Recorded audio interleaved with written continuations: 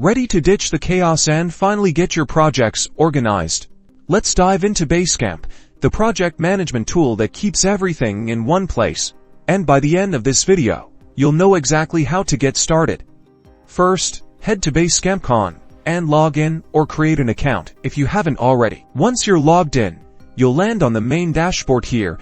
You see your teams and projects. Think of a project as a container for everything related to a specific undertaking, like launching a new website or planning an event. To create a new project, click the plus button, give your project a name, a brief description, and choose if it's a classic or new style project. Let's stick to classic for this tutorial, then click Create this project. Inside your project, you'll find key sections. The campfire is for quick, informal chats. To-dos are for breaking down tasks. The message board is where you can post announcements and updates. The schedule keeps track of important dates. Docs and files houses all your relevant documents. Automatic check-ins help you automate questions. Let's add a to-do.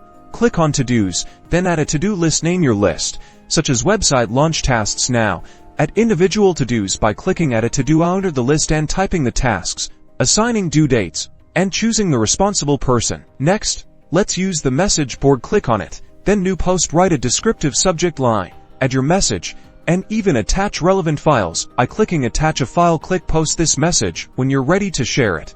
Collaboration is key.